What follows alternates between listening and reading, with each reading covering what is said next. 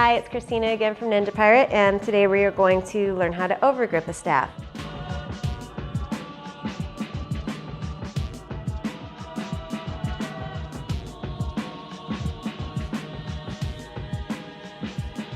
So the first thing I want to do is clean this silicone grip. It doesn't have to be silicone grip to overgrip it, but it is kind of nice to not have additional ridges underneath.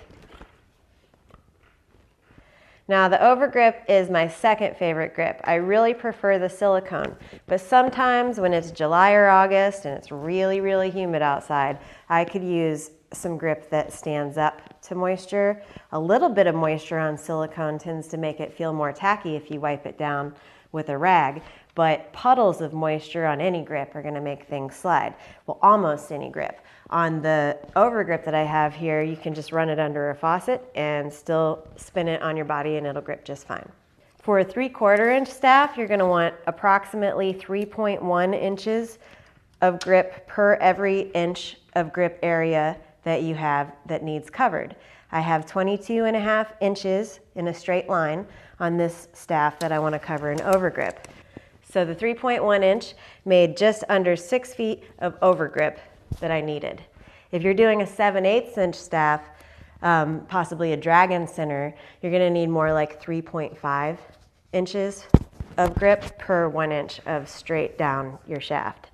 You're going to take the overgrip, and if you watched the sports grip tutorial, you will have seen that there was a tapered edge that we used. I'm going to create that tapered edge by going 3 or 4 inches down on the right hand side and cutting up at an angle to the left corner.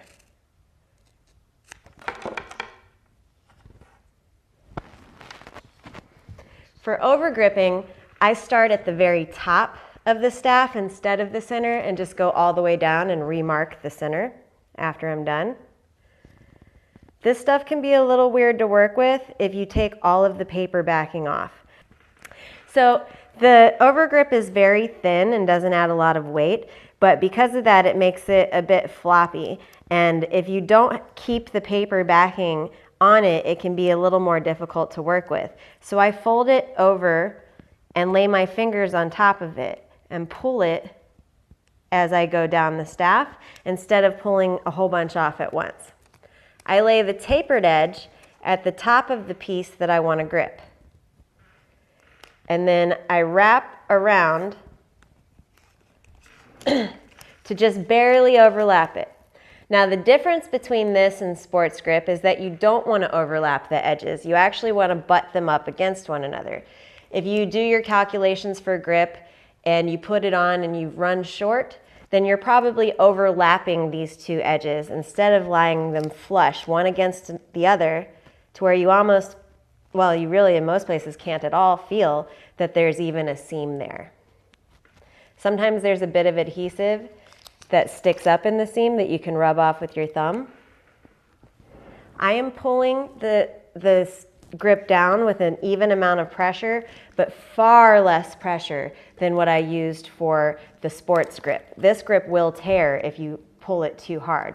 So you want it to have an even amount of tension as it goes around without really tugging on it until you start to see wrinkles and it seems like it's stretching. Sometimes I can see little pieces of white between the overgrip as I try to lay it flush. And that's okay if you can see a little bit of the staff, as long as it feels nice and mostly smooth.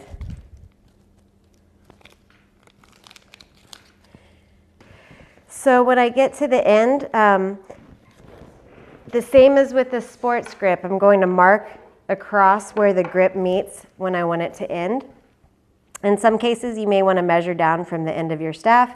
In this case, this shrink tube that's already here lets me know exactly where I want the entire cut across to be. So I run the pin just underneath it, and then I peel this grip a little bit back. Cutting this grip is really difficult if you don't have the paper backing on the piece that you're trying to cut. So lay that backing back onto the underside and then cut across that line that you've made. Now I've put it on like this and not electrical taped it, and it was fine, but just to be sure, I tend to put one wrap on either side so that it's even. And now here, I know where the center is because it was already marked and I can kind of feel the ridge where it was. But I want to mark it again so that I can see it, so I'm going to use some white reflective tape that's very thin. It stays on better if you do 2 wraps around. And when I find where that is, I bend it to make a crease, cut it, peel the backing off, and lay it on top of this ridge or with the center lined up from where you've marked the center of your staff. Then using light, steady tension, rolling the staff forward horizontally, I overlap it once, and voila.